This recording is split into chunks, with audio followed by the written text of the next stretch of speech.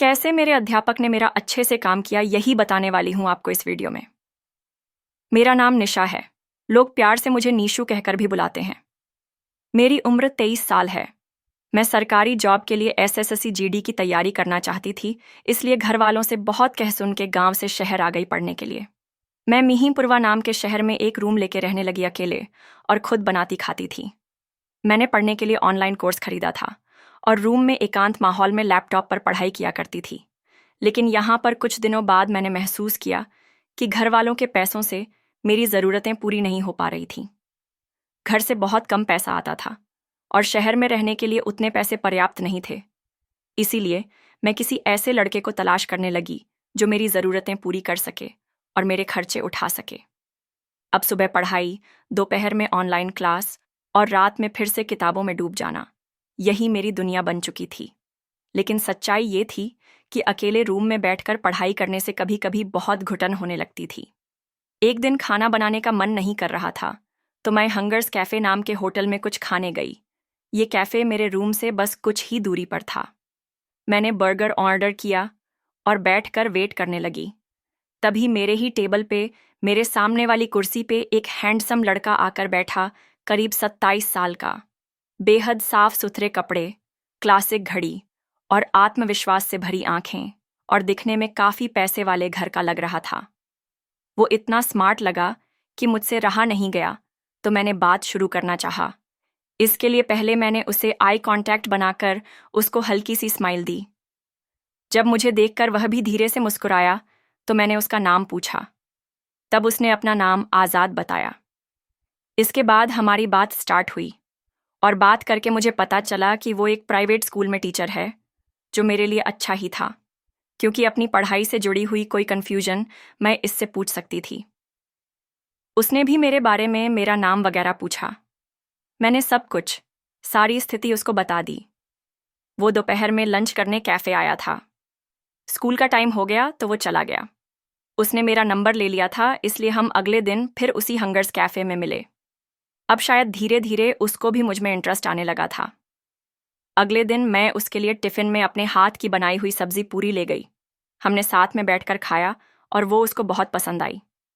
उसने मेरा हाथ चूम लिया। मैं शर्मा गई। कुछ दिनों तक ऐसा ही चलता रहा। अब उसकी वजह से मेरी ज़रूरतें भी पूरी होने लगी थीं, क्योंकि वो कहता था, किसी भी चीज़ की ज़रूरत हो तो मुझे तुरंत बता दिया करो। मैं तैयारी तो दूसरे एग्ज़ाम की कर रही थी, पर इत्तेफाक से मेरा नाम आर्मी में आ गया, जिसका कुछ ही दिनों बाद फिज़िकल टेस्ट होना था। मैं शरीर से थोड़ी मोटी थी, इसलिए रोज़ सुबह एक्सरसाइज के लिए पास के एक मंडी में जाने लगी।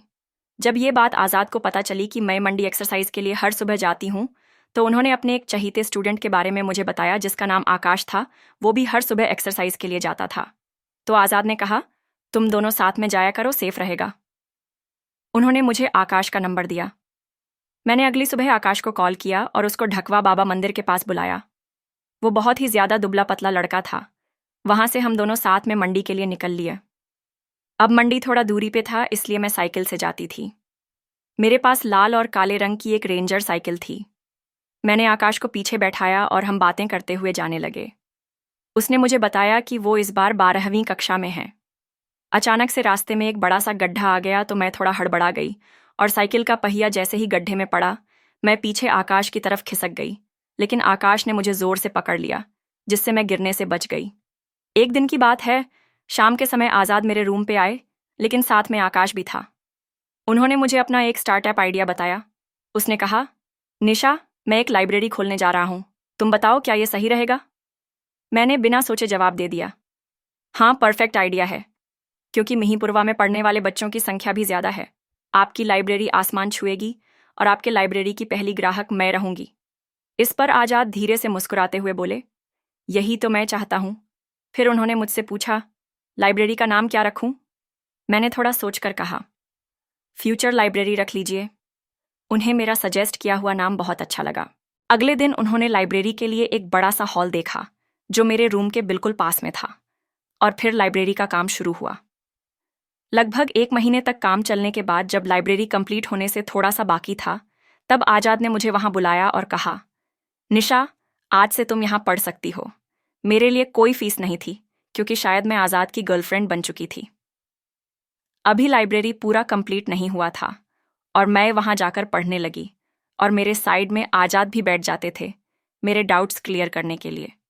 क्योंकि लाइब्रेरी का काम भी चल रहा था इसलिए वो भी देखना होता था उनको। लाइब्रेरी के ऊपर वाले फ्लोर पे कुछ पढ़ने वाले बच्चे रूम लेकर रहते थे जिनसे आजाद की अच्छी जान पहचान थी।